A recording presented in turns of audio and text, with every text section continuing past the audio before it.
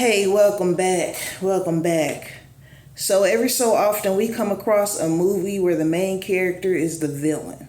Okay? This girl in Houston, we have a problem. So, when the movie starts out, her and her boyfriend are on the up and up. But we backtrack to where they weren't on the up and up, right? She has this job where she can travel and things like that. So, she's screwing her coworker like without any kind of shame. Okay, there's not like a regretful morning after or anything. She's just screwing the coworker, right? Then when she's in Houston, before she meets him to hook up with him, she goes out and meets this other dude and has a one night stand with him. I mean, he got her bent over on the pool table and everything. So she tells her friend this because she's pregnant and she didn't know if it was her boyfriend or her coworkers, right? So her friend works at the little clinic. She got the test results for her, and it's like, okay, well, it's not his. The coworker is her boyfriend's. She didn't, of course, tell her about this other guy until, boom, he comes in the door with her boyfriend because they're in the same industry together, which is construction, right? So I'm like, okay, the ish is about to hit the fan with this.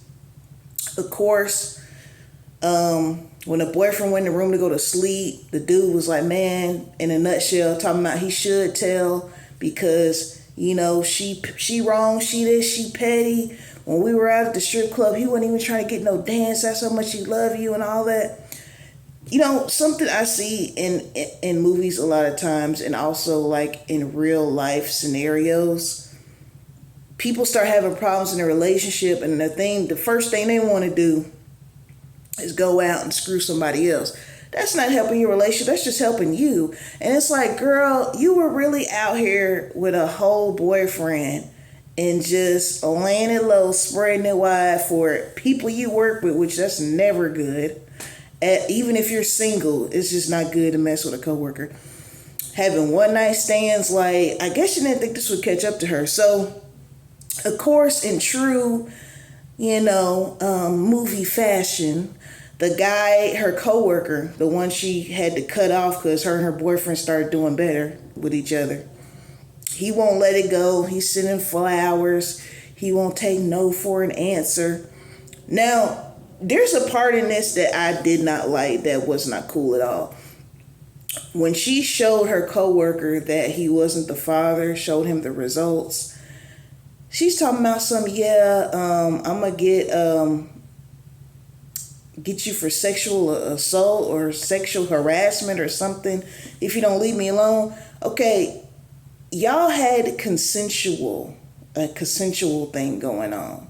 So the fact that you're threatening him with these sexual harassment allegations when y'all were having sex and nothing was being forced, I thought that was messed up. Yeah, I understand you want to get him off your back and all that. You and your man are cool and everything.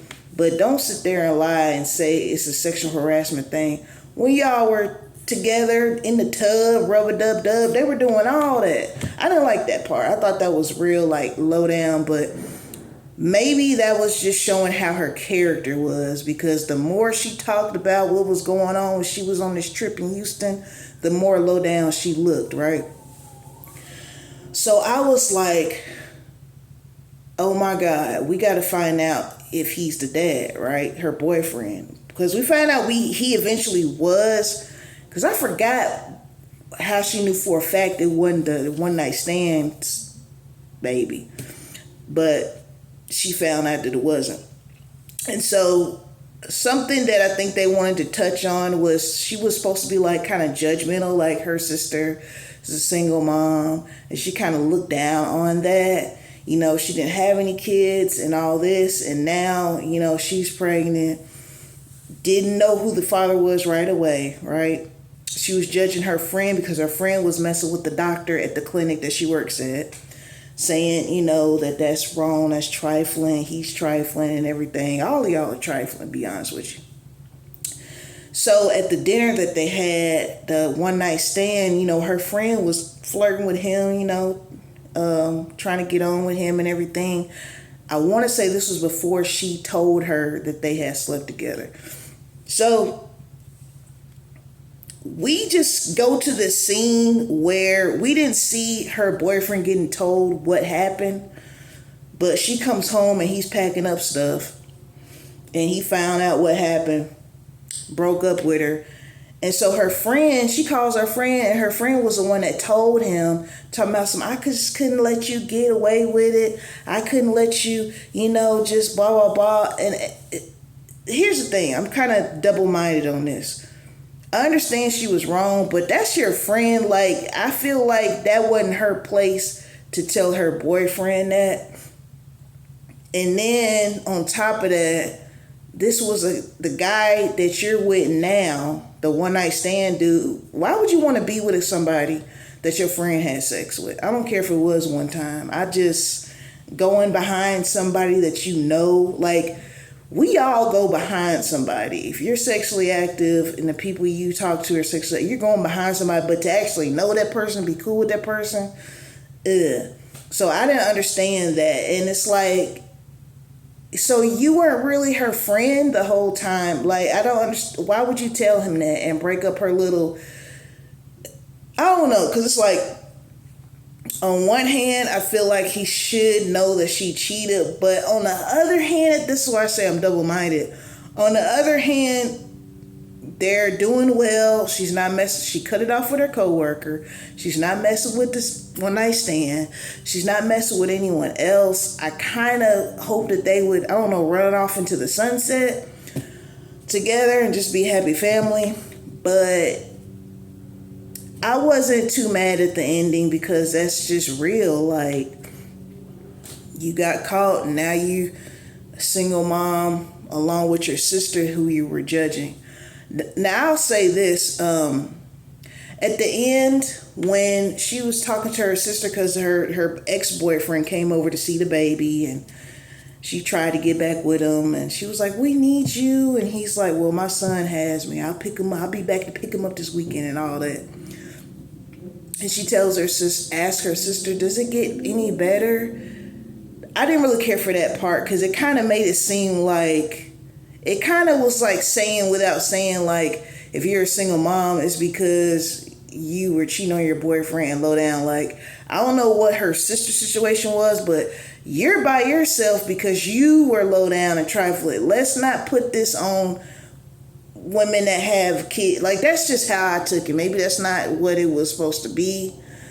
But, because like I said, we didn't know her sister's situation. Her sister just has a child and, she was judging her or whatever because she had a nice job, corporate type job, the type of job where you travel, the type of job where you dress up to work, no jeans, no t-shirts, you're wearing suits and matching sets and things like that to work. So, but let this be a lesson. Don't mess up what y'all have over because you're upset right now. Because the whole problem that she had with her boyfriend was that he worked a lot and she wanted to spend time with him. Like, look, I get it. You don't want to feel like neglected, emotionally neglected. But if the man has to work, the man has to work. So, and you're working too. So just, she was just a little bit too free to me when her and her boyfriend were going through it, and she was just, it's like, girl, you act like you didn't have a man at all. And then the fact that you didn't know it was your boyfriend's lets me know that you were having unprotected sex with your coworker, which I feel like if you're going to cheat, this is man or woman, at least use protection, because it's just even more disrespect added on top of the fact that you're cheating if you're doing it unprotected. Because you don't know this person that you're cheating with, you don't know what they have going on. So not only are you risking something yourself, But you're risking giving something to the person who you claim you love, the one that's at home. Like, that's just low down and trifling. But anyways, let me know what you think about this. Houston, we have a problem, okay? Overall, I did like the movie. Now, the sisters acting, I wasn't really too into it. You know what I'm saying? I show grace though, because, you know, when you're dealing with independent films, you know, you have people that are starting up and everything. But other than that, pretty fine movie. Let me know what you think about Houston, We Have a Problem on Tubi. It's one of the newer ones. Check that out. Shout out to my 166 subscribers. Shout out to the rest of you as well who are not subscribed, but you know you can by hitting that button for me. I really appreciate it. Peace and blessings to each and every last one of you watching. Until next time.